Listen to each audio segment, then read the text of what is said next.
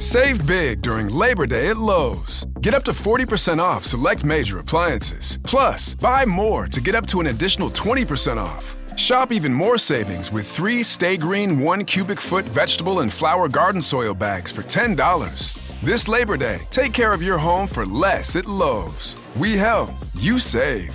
Valid through 9/3. Soil offer excludes Alaska and Hawaii. Selection varies by location. Select locations only. While supplies last. See Lowe's.com for more details.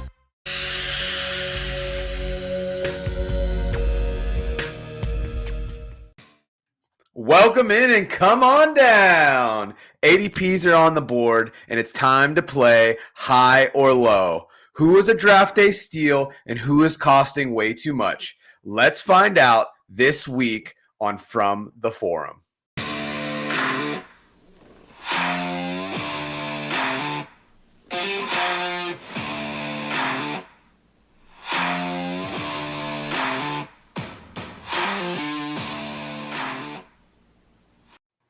All right. Hello. Happy Friday to all of my friends. There is a better looking face in the pole position tonight. I am your new host for 1 week, Joe Frick. Tyler Bradley is celebrating his 10th anniversary, so happy anniversary to the misses and misses. We have quite the crew with us tonight. We will allow them to introduce ourselves. We'll have a fourth secret guest joining us here in a little bit, but a lot to talk about. It is preseason week 2, and I am so thrilled that football is back. And also these two guys that are here with us tonight, missing them all week after hanging with them at the Fantasy Football Expo this past week in Canton. So, gentlemen, so good to see you. How are we doing tonight? I'm doing great. And yeah, we did get a chance to spend some time in Canton at the Fantasy Football Expo. It was great getting a chance to meet and talk with you a bunch. I saw Ben, and partly it was hard to miss with the rabbit ears. But it was a great time in Canton. But looking forward to talking tonight about ADP. Oh, yeah. All right. And obviously I'm Ben. I'm the rabbit dad. As Rick mentioned before, the rabbit ears make me stick out. It's not just a gimmick, it's a lifestyle. I have pet rabbits and as well as that, I love fantasy football and all things football in general. And I absolutely love going to Canton and meeting everybody, both you guys and everybody I've met over the last 3 years I've gone to the expo. It's one of the greatest times of the year, right up there with our own personal Minnesota State Fair, but that's a story for another time. But yeah, and I guess I was rude. I didn't introduce myself. I'm Rick Briswalis. I do a couple podcasts on the sports affiliation, one that focused on charity leagues, charity events. Had a lot of fun doing that. And then Thursday nights, I do Thursday Check Down, where we do more of a normal fantasy football show, talking about, players to, draft, players to start, players to sit, and, all the normal stuff that you would talk about to get you ready for your fantasy football league. So that's me. Absolutely. So we got Tyler, even though he couldn't be with us tonight, he is with us in spirit and on Facebook. He's loving the crew that we have here tonight. It's definitely heavy hitters as we get into the season. But gentlemen, there's been a lot of major news that is either broke this week or things that are kind of questions that people have in the fantasy community. The biggest one that we've seen so far, Rashee Rice. So we found out this week that his hearing is going to be pushed until after the season starts. He's kind of had this 4th round, 5th round kind of draft stock to him at this point. How do y'all see him now with this kind of murkiness of the news? There's been talk of maybe this was going to be a half-season suspension or more. So is this a green light for y'all to draft him, or are we going to just say, hey, I want no part of this? Rick, I'll start with you. Do you have any strong feelings about that? Well, as someone who likes the Chiefs offense and certainly likes Patrick Mahomes, Rice being his number 1 wide receiver, but that was with the expectation that whatever penalty that was going to happen next year. This year, and this year in the middle, maybe the end of the season, that makes me want to put my brakes on him and let someone else take that chance. There's plenty of other wide receivers. I'll go ahead and pass on him at this point. Yeah, for sure. And it seems like the chat agrees with you, which I mean, why is there a surprise there? So we got Disco, Big Draft Energy, Red Light, Stop Sign, giving the shout out saying, hey, Rick, hey, Joe, hey, Rabbit Dad, how we living tonight? We also got Kevin in the chat saying that he's more worried about Rashid in redraft rather than in Dynasty. Sure. But yeah, there's a lot of concerns there. I was kind of banking on the whole, if he's out for the first couple of games, so be it, and then we'll deal with it later. I feel like I'm good enough at fantasy football to make this happen. But Ben, do you feel like, is he taken off the board for you, or do you think this is something you'll carry forward and just say, like whatever, we'll make it work? I mean, for me, really, things haven't really changed a whole lot. The only real thing that's changed at all is when this suspension comes down. I fully expect it's going to happen at some point this year. Now, whether that happens right away is probably not going to be the case. So I'm expecting, like initially I was thinking like an 8-game suspension. Maybe he'd appeal it to like 6 games, whatever. Sure. So we're talking about sometime like October, into November that maybe he's not available. So like, yeah, you want to get a guy who's like, I've been famously high on since before he got drafted. I wanted to see him get into the right position, the right spot, and he did with the Chiefs. The offense hasn't been the same offense it was before he got there. But at the same time, I mean, long term, there's no change on it whatsoever. You're just going to have a little bit of a space there, a few weeks, obviously, this season where you're not going to have him available. But at the same time, it's like, do you want to have that early season advantage with a guy like Rice who can put up those kind of numbers and then have to deal with something after that where you don't have him? It's kind of like, it's like, it hasn't really changed the ADP spot on me for him, my love for him and whatnot. But it's something we have to be aware of going forward for sure. Yeah, absolutely. In redraft, the challenge with him is much like with Brandon Ayuk. He's out probably for the first 6 weeks of the season, and if it takes him a little bit more time to actually get into game shape and get into game performance, it's pretty tough to have. One, it's nice to have that player coming in, especially if you're heading towards playoffs. But in the Rice case, though, you don't know if that's going to be the middle of the season. You don't know if that's going to be towards the end. And that's going to be pretty tough, especially, as you're getting into the games that are more important. Yeah, absolutely. So one thing I want to point out coming in from the chat, hot off the press from Disco. So saying that the article came out, they were leaning towards a 10-game suspension. The NFLPA actually said, hey, there is no precedent for anything like this. There's no way that you can do that. So that's like really big news. But even bigger news, our special guest for the night showing up with 15 minutes notice, fresh off the street. We got my boy, Go Yachty in the chat, the commissioner of the Napkin League, my boy from the Fantasy Football Advice Network. Go Yachty, how we doing, my king? Welcome to the show. Good. Thank you, Joe. Thanks for having me. What did I miss? Not a whole lot. So we'll just throw the question right at you. Are you in or are you out on Rashid Rice with the new news that we've learned this week that the hearing isn't until the season starts? I still want to be in. It comes down to the cost. If I'm late 4th, maybe early 5th, I think I'm going for it. I'm hopeful that it's only 4 to 6 games, but if it goes beyond that, I'm just throwing my money away for maybe a playoff run.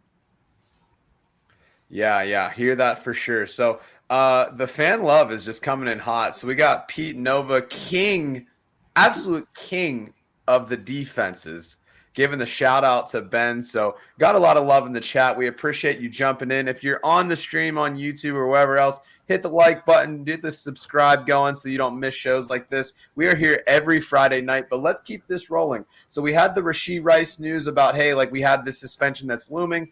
Now on the flip side of that, you have Quinshon Judkins. All of the charges have been dropped. He's been moving entirely off boards for people. But is it time to bump him back up? Do y'all feel like it's something that's worth it? We'll go reverse order this time. So, Ben, we'll start with you. How are you feeling about Quinshon Judkins in Cleveland? I mean, obviously, the fact that the charges were dropped is significant. It gives fantasy managers who took a chance on him earlier in their dynasty drafts or in their early redraft drafts a little bit of they could take a breath. You could look at it and be like, all right, so it looks like he's probably going to be there. Now the only biggest hurdle that we know of at this point is when that contract is going to get signed. So when is he going to get in there? When is he going to start working with the team? And sure, there's always the possibility that later on down the road, something could turn up. Maybe the NFL is going to be like, you know what? Don't like this. Don't do that. So we're going to punish you. And then that's that happens. So I still like Judkins, but there's that cloud hanging over my long ears that just says, like, do I want to? I'm sorry, my rabbit's acting up at the same time I'm trying to talk to you guys, but there's still a little bit of pause there. But at the same time, I feel like Judkins, I was high on him coming into the draft. I was high on his landing space. It's just, that cloud is just going to hang over our heads up until something goes down. But in the meantime, I'm going to continue to be in on Judkins at about where he's going now since his ADP dropped significantly. Yeah. So, Rick, I just want you to know that Pete also a huge fan of yours as well. So don't think that you went without the fan love as well. But my question for y'all, it's really having a rookie come in. So for Go Yachty, for Rick, we have this rookie that's missed a significant part of training camp because he hadn't signed. He hasn't really been a part of it. Does that impact your willingness to take maybe a Jerome Ford in a later round? I know that there was a lot with Dylan Sampson of he's seen the first team reps in the last 2 days. Has Judkins already been passed and it's an uphill battle for him? Or is it hey, no, you're good. You have the overall rating that's higher in Madden, so you're going to get the start. I mean, for me, I wasn't really super high on Judkins coming in, so when he dropped out, it just made my Dylan Sampson shares more expensive. I'm still going to take a few shots at him now that his ADP is depressed, because you got to remember your priors. Sure, he missed a little bit of camp, but if he is the talent that you think he is, he's going to excel. So it's not a huge competition ahead of him. Jerome Ford is kind of a plotter.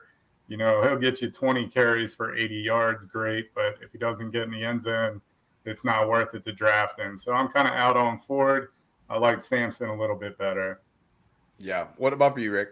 Yeah, that's and Sampson's an interesting point in this because, of course, people, I'll take a step back. Judkins, was coming out at the same time as Henderson. There was a lot of, back and forth on who was the better prospect. And, again, I think Judkins is a super talent, and, he's got the size and speed that you want to have, especially in a bell cow back. So saying all that, I know a number of us were then jumping on Dylan Sampson, especially when it looked like, Judkins wasn't going to be available, at least for the first part of the season.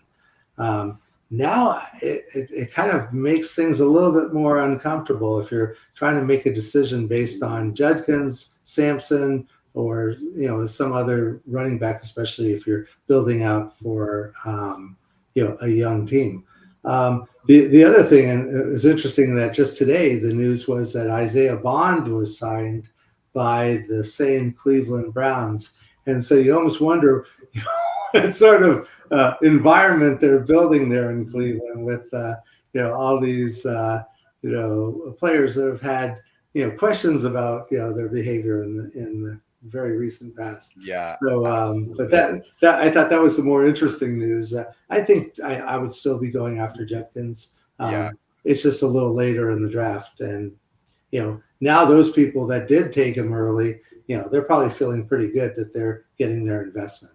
Yeah, for sure. And one of the things that I saw, it's people on Twitter, X, whatever you want to call it these days, they always post interesting things who's going to stop this offense? Who's going to do this? And so they had a picture of the offense from the Cleveland Browns, and it was who's going to stop this offense? And it was an arrest warrant. And I thought that was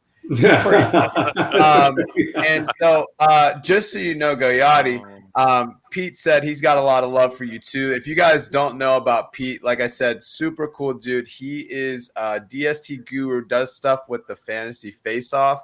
So make sure you find him on X across platforms all over. I know he's in them Reddit streets as well. So make sure you show him some love. We got Albert, big friend of the show. Always a pleasure, my guy. Good to see you. And we also got some questions in the chat. So we're just going to make a little note here. James Cook got his money, probably more than he should have, but good for James Cook. His older brother might be a little bit jealous. But we have another friend of the show. He's actually going to be on in a couple weeks. We got the Mad Dog in the house. He said, "What's up? Could we see Judkins get suspended in season similar to Zeke? So even though the charges have been dropped, are y'all expecting any ramifications from the NFL, yay or nay?" And I'll move it so we can get y'all's pretty faces back on the screen. I actually don't expect them. Again, of course, if he had the charges, then, the league and you would think even the Browns would come down hard on him. The fact it's been cleared, I still think that, unless there's something else we don't know about, Sure. I think that we're going to, see him sign a contract pretty soon and, race right into camp to, at least get somewhat of a rookie season. Missing so much of, the start of your rookie year, that makes it really tough for you to be successful. So if he's smart and the team's smart, they've got a major investment in the guy. So I think that, everyone's going to be trying to move him out onto the field as quickly as possible. Yeah. Anybody else? Is there any of y'all, like Ben, Goyati, do you think that he does get suspended? I'm with Rick here. I don't think that I see it, but I don't think there's any precedent to say that he would. But y'all have any concern with that? I mean, I'm kind of in the belief, and I kind of referenced it earlier, like, we don't know. The NFL could all of a sudden just lay it down, like was brought up in the comment, like, well, what happened to Zeke? Granted, that was a little bit of a different circumstance. There was things going on, and it came down to like when he filed paperwork or whatever, this, that, da, da, da, da. But Zeke suffered that suspension well into the season. It's possible that could happen for Judkins. I'm thinking it's more like, 60-40. It doesn't happen as opposed to it does. But, it's always going to be in the back of my mind. Like, the NFL doesn't like people who are being naughty. So and I understand that, you got it's a worldwide brand at this point, and they got to have the right faces in front. And if you got somebody that's caught up in that kind of garbage, you got to, set a precedent, make an example. Yeah, absolutely. All right, so Goyati, I'm going to leave this next question for you. So we have another question in the chat. Then we'll jump into our high-low ADP. So this is from Zenthic on YouTube. Pleasure having you on the show. So it's a 12-team PPR. I have Garrett Wilson, Tetaroa, McMillan, Cortland Sutton, DJ Moore, Jacoby Myers. I'm looking to upgrade by trading two of these for a wide receiver one. Any trade ideas? So I guess my question would be, who are the two that you would be looking to target out of those to trade for like a better piece for like an elite wide receiver? So Goyati, we'll start with you, and then if anybody has any additional feedback, then we can jump in there. I mean, if you can trade Sutton, who was the last guy? Jacoby Myers. If you can get rid of Sutton and Myers for a wide receiver one, I would do that in a heartbeat. I think Garrett Wilson's value is going to be super high just because he'll be hyper targeted. I would not want to get rid of Tetaroa McMillan before I've had a chance to see him as the potential Malik Neighbors of 2025. And personally, just DJ Moore, special place in my heart coming from the Panthers. So, I think he's going to be a stud, probably close to another 100 catches. I wouldn't want to drop that. If it's dynasty, maybe you think about it. What is this, year 6, 7 for Moore? That would be the only reason I might try and dangle him while he has some value, but not in redraft. Yeah, it's been interesting for the news coming out about DJ Moore. They've had him in the backfield. They have him lining up all of the over the offense, and they're experimenting with him a little bit. I think some people in the community are saying, hey, like they don't have a role for DJ Moore. I'm of the belief that they are all in on DJ Moore, and they're trying to find ways to get him the ball. So I think from what I can see, like he's set up to have a good season. I think the player for me that I would be most interested to hear about. So we said that McMillan, we feel pretty strong about. Cortland Sutton obviously retains the wide receiver one role. I'd be curious to hear what y'all think about Garrett Wilson, just knowing that, yes, he is this wide receiver one. If you look at like the Matt Harmon reception perception, all of these kind of like advanced analytics, like they point to him being a great player. The contract that he just got points to him being a great player. But his buddy from Ohio State that will be throwing him the football this year, he's not really the most accurate guy. Rick, I see your gears turning, so let me hear your thoughts on like what you feel about this. Yeah, I'm actually all in on the idea of he being the person you're going to try to move. One, he's got the biggest name recognition, so he'll have the biggest trade value. Two, I'm not all in on Fields as a passing quarterback. I think he's going to be great with his legs, but is he going to be the passing quarterback you want? I don't know. And so I would, and I'm really big on Tetaroa, since I've been told it's not Tet. And it's also going to find you now. I like Jacoby Myers and I like Sutton. So between the three of those guys, that would be a wide receiver group that I'd be going to war with. For sure. Ben, anything you want to add to that? I mean, I really like Garrett Wilson. I feel like Justin Fields, we haven't seen him do a whole lot as a passer, but we have seen him hyper target. We saw what he did with DJ Moore a couple years ago in Chicago. So there's that promise, not expectation, but that hopefulness that he will again hyper target his number one guy, which you look at the Jets, it's got to be Garrett Wilson. So I'm high on Garrett Wilson. If we're going back to the whole trade thing, I would actually try and package DJ Moore. Hopefully, maybe you got a Chicago Bears fan in your roster. Maybe you got an old Panthers fan who really loves DJ Moore. Package him with one of those guys and see if you can get something to get a higher grade wide receiver. But Garrett Wilson, I would hold on to him for sure, because I do expect I expect 100+ catches from him this year with the Jets offense from Fields. Yeah, most definitely. It will be interesting to see because they don't have a lot of talent around Garrett Wilson. There's been a lot of talk about Mason Taylor potentially being the number 2 target option. Kind of slowed down a little bit with that ankle sprain, but we'll see what happens. So it'll be interesting to see, to say the least. Keeping with the chat, so we got Kanoa Bill, Genty, Saquon, Achane, PPR. Who would you take out of those three? Or I guess, how would you rank the three? We can make it a little bit more of an easy question, if you will. So anybody can jump in for that one. So I'm guessing this is a redraft, not a dynasty, because dynasty would be obviously Genty. But and I actually kind of still would go Genty, Saquon. I like them all three, so if I could have them all three, I'll take them. And this PPR, it's definitely Achane's going to be up there, but I just think that you're going to go with Genty out of the three. Yeah. Anybody else that doesn't have Genty at 1? I personally would have Saquon. I know there's this whole 400 carries from last season plus. The thing that no one talks about, and I know it's a little bit different, Genty also did it too. He also had more than 400 carries last year. No one wants to talk about it. But I get how old is Genty? But how old is Saquon? There's a lot less tread on those tires than there is with Saquon. So the curse of 370, I think, is pretty real. We were at the Hall of Fame, and Eric Dickerson's display was pretty prominent. He's the last running back to counter the curse of 370. So that's a lot of years to go back to his years. I just need to go to my video guy. Can we clip that for later? Also, I'm pretty much the video guy, so we document that 926. We're gonna need that footage, but that's crazy.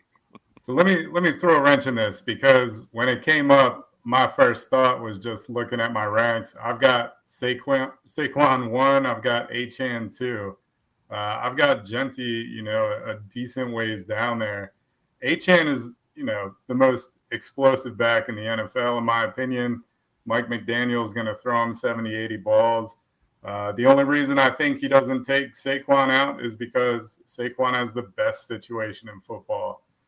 He's also an amazing running back. So you put those two together, it's hard to beat. I don't think he really got hit that much last year. I saw him rubbing his leg on the sideline a little bit, kind of at the end of the season last year, and it freaked me out. But then we won the Super Bowl, so go Birds. Oh man. Oh man. Well, I think we hit on all three running backs, so we probably helped the chat pretty well. But again, I would love to have all three of those guys. So pick your favorite analysts and then go from there. That's the best part about this stuff. So I think you consume information from different people, find the most trusting face, and then you kind of go from there. But I got to give some love to the Steagles. So I'm all in on the Saquon Barkley train.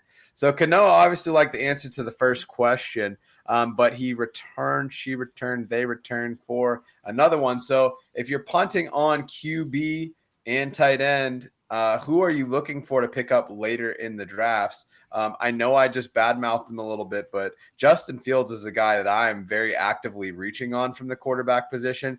Getting him in the 8th round, I think, is like pretty ridiculous. If you look what he's done at a points per game basis when he's been healthy and been on the field, he's really performed quite well. The first 6 weeks that he had with the Steelers, he was QB6. If you look at 2023, he was QB5 for the first 5 weeks of the season. Then he was QB13 from weeks 11 to 18. 2020, I think 3 was the last full season, or 2022 was the last full season he played. He was QB6. So for me, I was in a DNO draft, which is draft night out at the Fantasy Football Expo. I was on the clock round 8. People weren't really going with quarterbacks. They took not a lot. So I was on the board. You had Patrick Mahomes sitting there. You had Justin Fields. I took Justin Fields. I think he's going to provide that value. So we'll see what we got there. But guys, who are you liking as like a later round throw at quarterback, tight end? I've got a lot of Trevor Lawrence, and you can get him pretty late. I also like Bryce Young. I think that he showed in the second half of the season, and I think he's got a great coach, and he's got some better tools around him, including Tetaroa.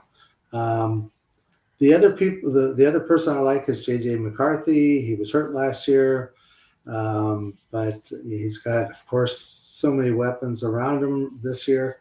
So those would be the 3 I'd be shooting for later in the draft. Any later than that, and you're just hoping. Sure. I mean, I'm also a fan of Lawrence and McCarthy. Obviously, as a Vikings fan, I'm high on him as well. Another one I'll throw into the ring, Drake May. He's got a really sneaky good upside when it comes to the running game. 400 yards in what did he have? Like 13 games played, 13 games played last year. He could easily surpass 500, which makes a really nice floor for a quarterback. And you can get him right around there. You can get him after Fields, after Mahomes. And I have both of them above Mahomes in my personal rankings. So, I mean, I like Fields. I like Lawrence. And May's got May has much better wide receivers this year with Diggs and they got the guy they got out of Washington State. Kyle Williams. So I got Hunter Henry too. And Hunter Henry is a solid tight end, which kind of leads us to the second question, or the second part of the question is, what are those late tight ends you're targeting if you miss out on the first 3 and then the second 2? The rest of them are all pretty much the same. So Hunter Henry is a good choice. And I just looked that up from the stats guy, just filled me in. I'm also the stats guy.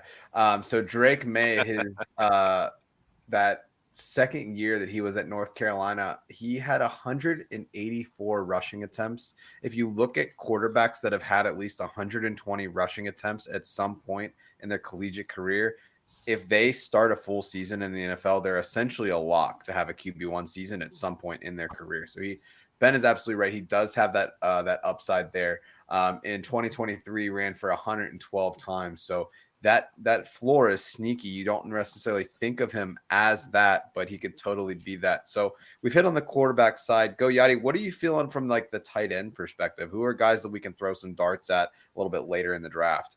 I've been intrigued with Tucker Kraft quite a bit. It seems like he's just totally pushed Luke Musgrave out of the way in Green Bay. I feel like Jordan Love trusts him. And to be fair, they don't have a lot of what I'll call reliable receiving weapons. Dontavian Wicks, is a great receiver, but he doesn't catch the ball. Everyone else seems like they're injured. But my guy, I'm going to go back to Zach Ertz. He had 8 games that averaged above 17 PPR points last season. That's a huge number just among tight ends, and he's basically free. In redraft, he might be on your waiver wire. So if you're going deep, if you have a deep bench, or maybe you have tight end premium, double tight end, I like Zach Ertz. Very cool. All right, so keeping up with the chat, we haven't even gotten to the whole point of the show that I have y'all here for, but we appreciate the love in the chat. So if you have more questions, keep them coming. I can do the Bob Barker thing at any point, as much or as little as we need to. So next question coming from our friend Noah here. So start, bench, cut, Tataroa McMillan, Isaiah Pacheco, Cam Sutton. So keep one, bench one, cut one. Let's start, Ben. Like, what are you thinking about that one here? That is an interesting question. Start, bench, cut, McMillan, Pacheco, Sutton. Ooh, I think oh boy, it's not the sexiest, but I'm gonna say start Sutton. Okay. Because we pretty much he's the guy in Denver.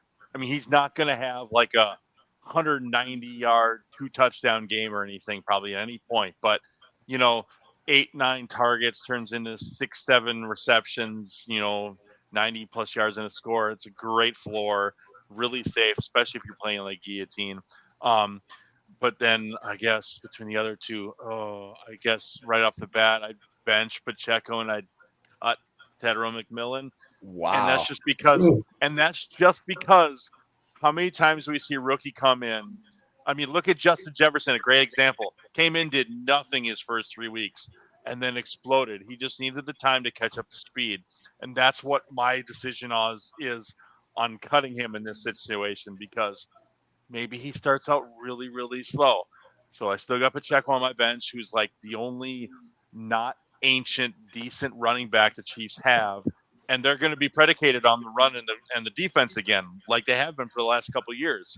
And it also sounds like Pacheco is looking more to form, looking better, looking healthier, looking dominant, like in practice and whatnot. But yeah, it's preseason, it's practice, but it's promising.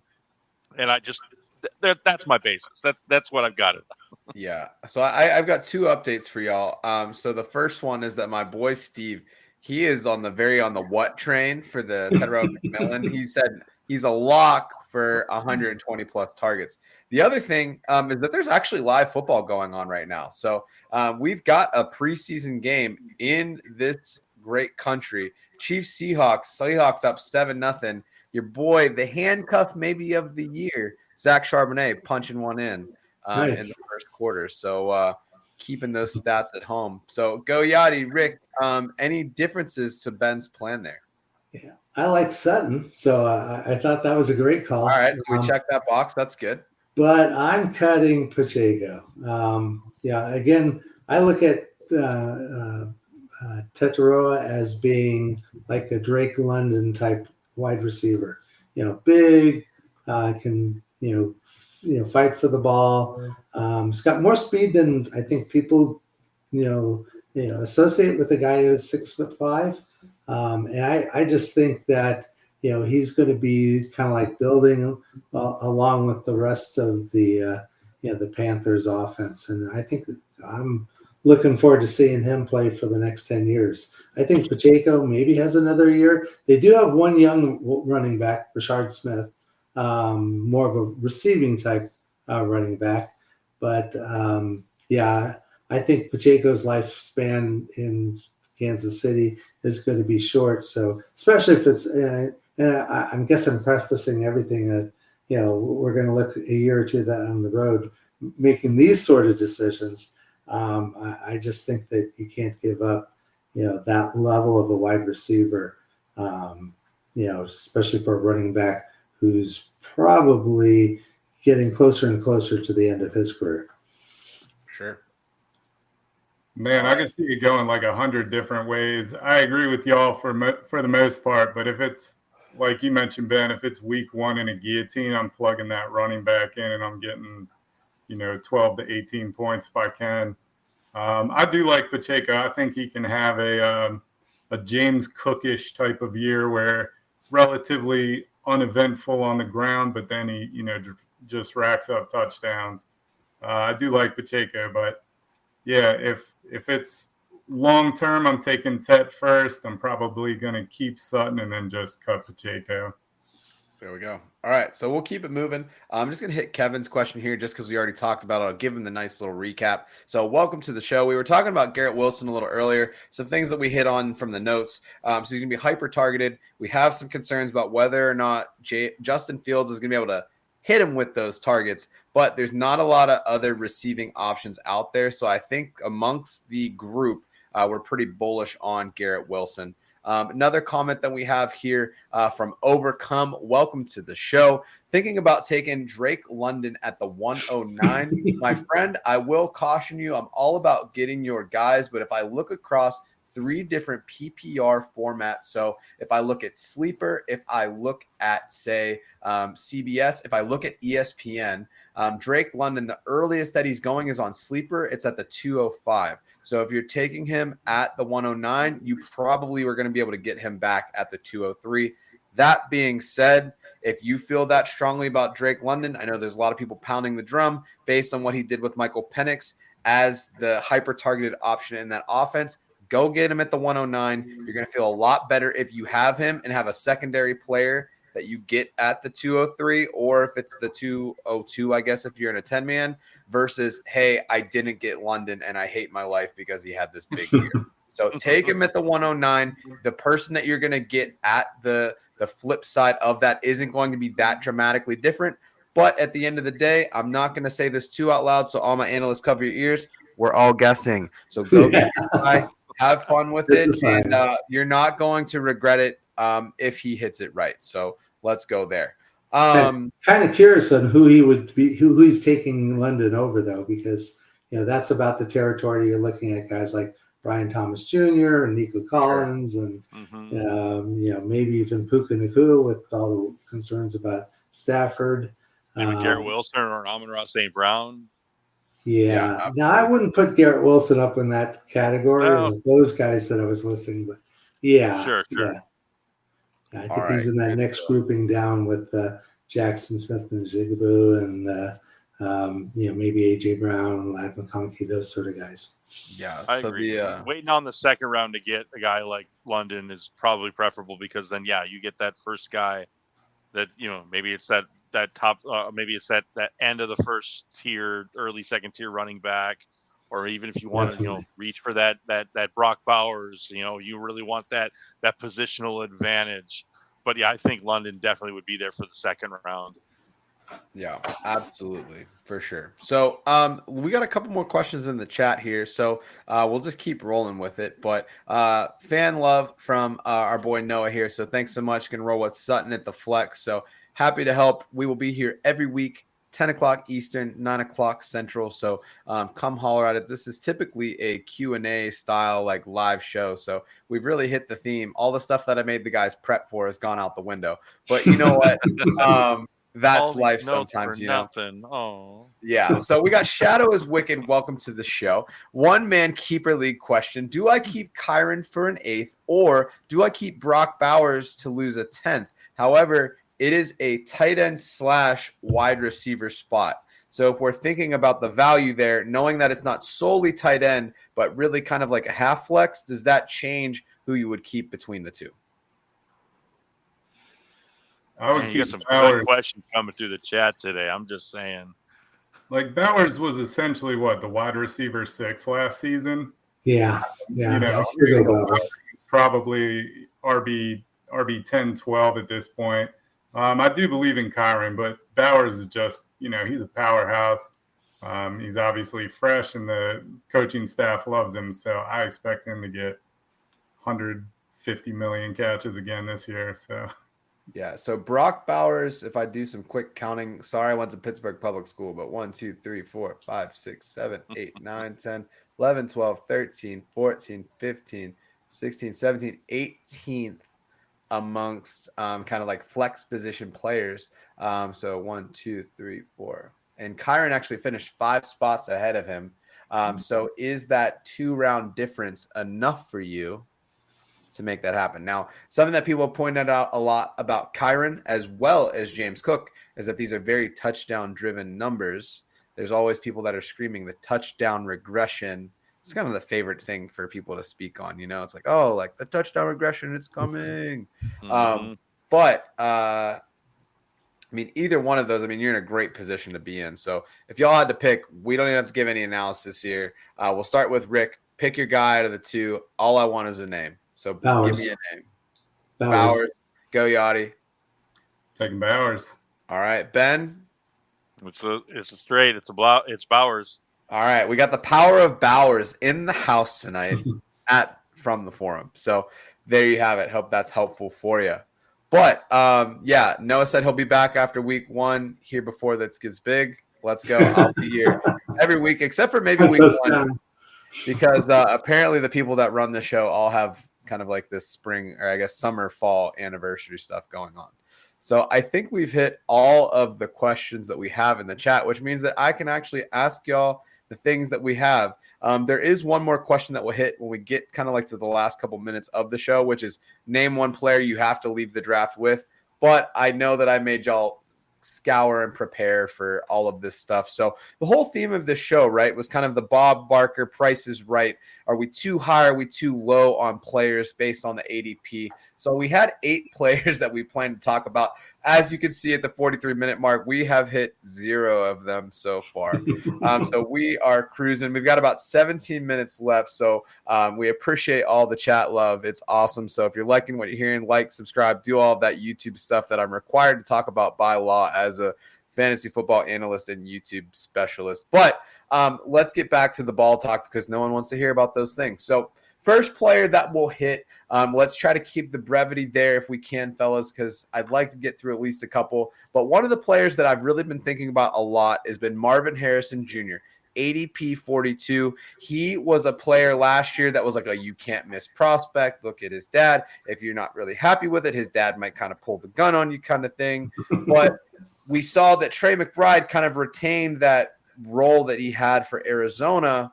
So are we thinking that he takes a step forward this year, or is there enough concern about Kyron Williams that we're not ready necessarily to take him in that like 4th, 5th round kind of spot? So I'll leave that open for anybody who wants to take that. I'll take Kyron over Marvin Harrison Jr. I think the issue that I have with MHJ is that he's attached to Kyler, whereas Kyron Williams is attached to Sean McVay's fast-paced, high-scoring offense. Yeah. So you're saying that he's probably too high at the ADP 42 right now. I mean, is he going ahead of Kyron in 42? No, not ahead of Kyron. I think I might have said Kyron instead of Kyler. Okay. Pittsburgh Public Schools, I'm telling you, man. But it's just, are we high or low based on that ADP right now? I mean, I think the ADP is actually kind of fair. I mean, it's definitely not as high as it was last season when people were drafting him at the 1-2 turn and whatnot. Sure.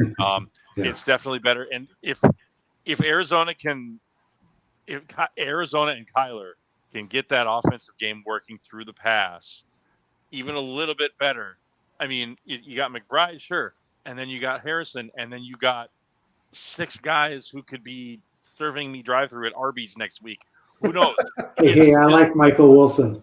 and I like Greg Dortch, but neither of them is the guy that's going to, have a perennial year at the wide receiver position anytime soon, probably. I mean, they could both be decent. They could both, they'll both get their targets and whatnot. But I just feel like if they can get that running game, or if they can get that passing game going with James Conner holding down the fort behind the line and a little help from Trey Benson, I feel like there's the potential that there could be enough of a target share, enough passing for Harrison. See, you got me talking about Wilson now. Harrison to come back from the disappointment we saw last year when it came to target and yardage. All right, cool. Yeah, so I think it's definitely tough ones. I tried to pick people that weren't necessarily easy. So Rick, let's go to contestant number 2. So we have a player that was formerly, still is, as far as real life football, people would say is the best in the business. But for the last 2 years, the fantasy points haven't been coming in the buckets that we've seen as late. So our boy Patrick Mahomes, he's at QB6, ADP 54. Is this a steal for a safe floor, or is this a sucker's bet based off of like a name value? So yeah, the last couple of years, Mahomes and I think the Kansas City offense relied heavily on the defense, and they didn't have to throw the ball like he did in the first couple of years of his career. I still think he's a great quarterback. I still think that he's got better tools this year than he certainly did last year. When we get clarity on the Rice, that will probably be a stronger statement. And of course, Hollywood Brown is hurt again. I would rather have and it's everything is dependent on the rules of the league that you're playing in. But I would rather have a running quarterback. So I like Drake May being a great example. Certainly. Nix is above him as a quarterback. Yes. It's hard for me to criticize Patrick Mahomes. I think he's, as good of a quarterback as, maybe the league has had, certainly in the current days. But yeah, I think I would be looking at other potential quarterbacks at that ADP. Very cool. Anybody on the we must take Patrick Mahomes, this is the year that he bounces back? I mean, I think if you miss out on the first 5 QBs, getting Pat Mahomes in fifth, sixth round is like a miracle. You're like, oh, thank you for giving me the GOAT, right? I mean, there was a time where we were expecting 5,000 yards and 40 touchdowns, and now he has some weapons, hopefully, on the field with him this year that could, take us back to the heyday. I don't know that the play calling is the same as it was, but the ceiling is still there. So if they need it, he's got it. So yeah, I wouldn't mind taking him. But yeah, I would rather have, Hurts, Lamar, Allen get those rushing touchdowns. Sure. Yeah. And by weapons, you were referring to Taylor Swift, right? I was. Obviously, the big podcaster of the week, All right, cool. So let's keep this rolling then. So one of the more murkier, I don't think you need to say more when you add the ER at the end, but one of the murkier running back situations for fantasy right now is in Jacksonville. So we have somebody a couple years ago with Travis Etienne. He was a top 5 running back in the league. You have Tank Bigsby, who by definition of being named Tank, that automatically makes you very cool from like a running back perspective. And then they bring in a new rookie who also could have a role as well. So the question that I want to ask is particular to Travis Etienne, currently in ADP. Ben, I saw you shaking your head. Yes. This guy was once thought to be last year, like first, second round pick, maybe slide to the third a little bit. Now he's going in the back end of the 8th rounds. Is this like a buy low? We see like this new offense coming into fruition. He's going to be what we always thought he was going to be. Or are people just going to find out that, we have Tank Bigsby, we have Vishal Tutin. Maybe we don't really need to worry about Etienne anymore. No, I think the ADP on Etienne is too high. It's far too high for me. I think that this, excuse me, I think that the running game is going to be fairly split between the 3 of them. Like I could see them all ending the season with like within 150 yards rushing of each other, like, 450, 500, 600 yards. And I've got Tank leading the way when it comes to carries, when it comes to yards, when it comes to rushing touchdowns. Now, Etienne, in a PPR setting, probably edges out the other 2 at least a little bit in like a full PPR setting. But I think it's going to be such a cluster that You're not going to have one guy that stands out way above the rest, but you can still get value from at least two, if not all three of them. I like them all, but I like Bigsby the most. Yeah, I have a funny story just because one of the hot topics in fantasy football right now is the lack of transparency when people talk about like the victory laps that they do. The last year I told you to do like X, Y, Z. So I'm in a keeper league where you get to keep 5 and it's based off of the draft spot. I traded Breece Hall kept in the 9th for Travis Etienne in the 14th, and I think everybody lost. It was just bad for everyone around. But you know what? You win some, you lose some. It is what it is. Speaking of the fan love, so Overcome saying, hey, thanks, dudes. Awesome content here. We had Shadow saying, thanks for the input. Much appreciated. So all of these guys here, all found throughout the industry doing great stuff. One thing that I do want to talk about real quick and just put a little bit of shine on it. We mentioned it at the show start, and I'm going to put you, Go Yachty, on the spot a little bit, is the Napkin League. So if you wouldn't mind telling the viewers about that, because it's something that I think is really great, and I think that viewers that are watching this tonight should be aware of as well. Yeah, so the Napkin is a 100-league tournament. The backstory, I'll give you a quick version.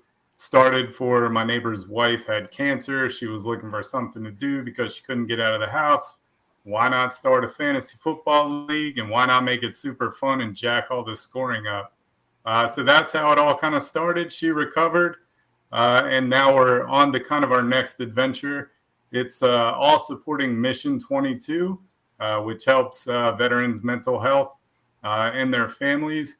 It's near and dear to my heart and my family and friends' hearts. Have a lot of friends who are former military or veterans of the wars. So all in all, I mean, it's a great time. We have a lot of we basically just celebrate the whole time. If you get the highest score in the tournament, make a custom trading card. At the end of the regular season, we have little silver trophies, and then we have our bad boy, the Stanley Napkin. It's shaped like a Nintendo Tecmo Bowl cartridge, but it's made of pure silver, so you don't want to drop it on your foot. So yeah, it's a lot of fun. It's a big community. Everyone in that league is great to be with, and if you're not, I'll kick you out. But Yeah, everyone who's still in is awesome. Yeah, so keep a lookout. If you're watching this not in the live setting, we'll have that in the description of the show.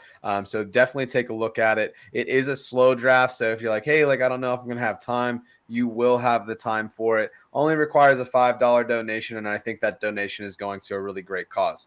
So, gentlemen, we are at the witching hour, if you will, from the forum. I'm running low on beer or other beverages that I may be consuming here at this moment. But the last thing that the people want to know, we're going to go back to the question that we kind of skipped over. We're also going to say hello to my buddy Grindberg. I miss him dearly, all the way coming in from Canada. So this show is international. But my guys, what I want to hear from you, we talked about it before. We'll start with Rick. Name one player you must leave your drafts with. Oh gosh, one player. Gee, I would like to get. I tell you that the players I've been trying to get a lot of. People are starting to catch on to where I'm drafting them, and they're jumping ahead of me. I like Woody Marks, and I think the opportunity in Houston is going to be there for him. He came into the NFL as the leading running back in terms of receptions, and he's showing that he can actually perform somewhat in pass protection. But you got a running back room with Nixon, who is injured, and there's no word of when he's going to be coming back. And then you have an old man who careful. He is very well esteemed by Mrs. Frick. You can hear stuff from my office. So just Frick.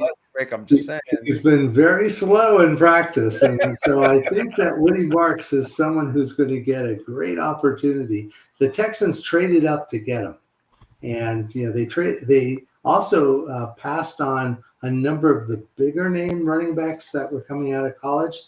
So I've been snapping him up in virtually all of the leagues that I've been drafting in so far. Although, as I mentioned, I think that he's getting more and more press, and I think people are starting to catch on to him. So that's one that I look for as a late draft pick. There we go. I love it. I love the late round stuff because everybody's like, "Oh yeah, you know what? Like I would love to have Jamar Chase. Like you're in the Jamar trenches. Chase, Like I love that. yeah. So yeah, right. So all right. So go Yachty, what do you got for me? Who's that guy that you're not leaving without? Oh man, I am so tempted to bring up Michael Pittman again, but I'm gonna go. You already know. You already know how we feel about that. Yeah, right. My brother. So yeah, I like Bill, aka Ja'Cory Krosky Merritt. I was drafting him every chance I had in best ball in the 20th round, and now he's going in the 16th.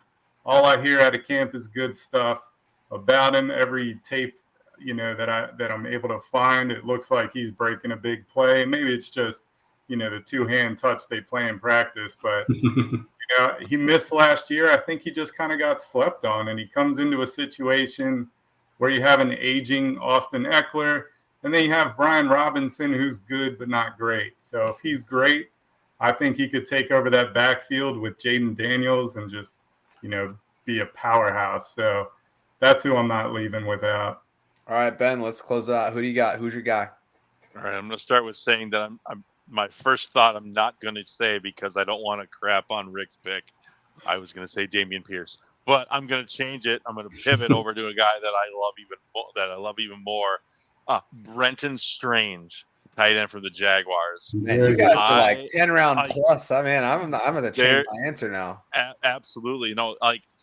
Who's there to throw to anymore?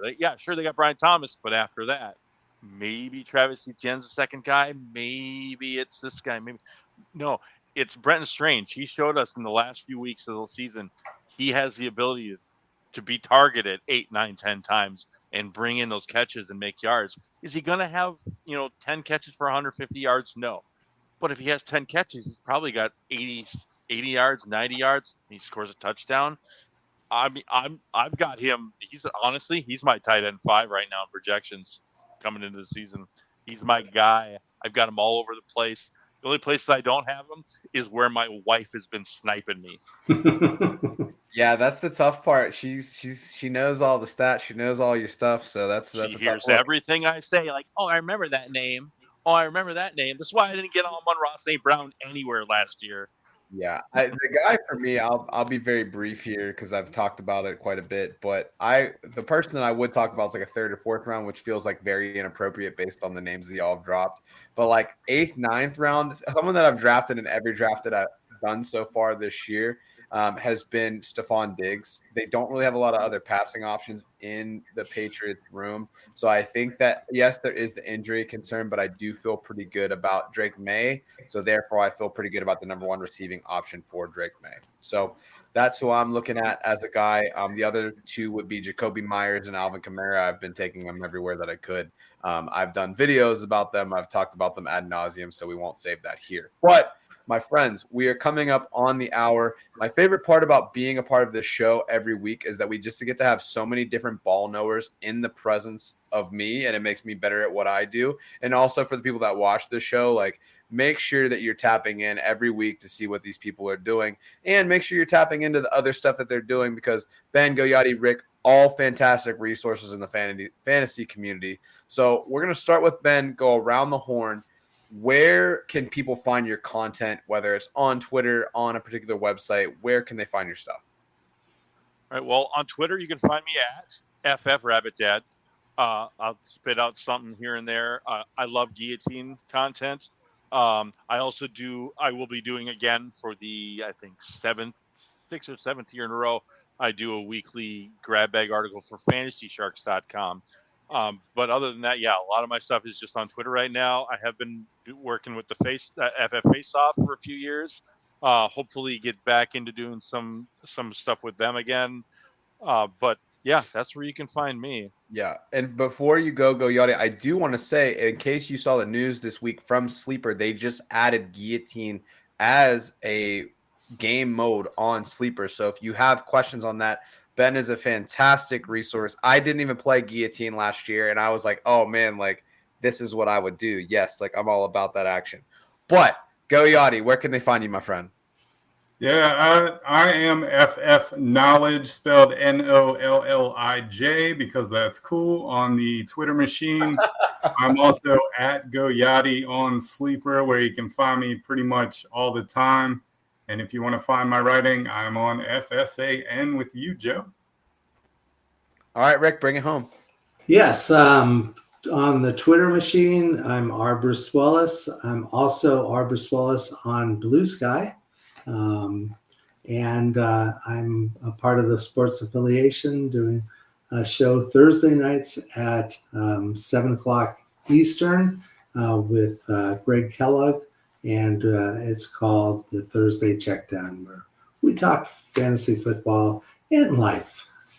There you go. All that stuff, very important. I'm here every week, so y'all know where to find me. Also do a Wednesday show with my boy Drew Hannis with the Around the 412 Fantasy Show. But that's going to wrap it up for us this week from the forum. Like I said, find us every Friday night, 10 p.m. Eastern, 9 o'clock Central. We're here to get the questions. We're here to get the vibes. We're ultimately here to have a good time and talk ball. So until next week, my friends, this is Joe Frick. This is my awesome crew, and we will see you until next time. All right, so take care. We are here. We are here. FantasySportsAdvice.com, offering the best fantasy sports social media platform. Why join endless Discord communities or the trolls of Reddit? Fantasy Sports Advice is a community designed to help you win with 24/7 support. Go to FantasySportsAdvice.com and become a pro member for unlimited access. Again, go to FantasySportsAdvice.com today.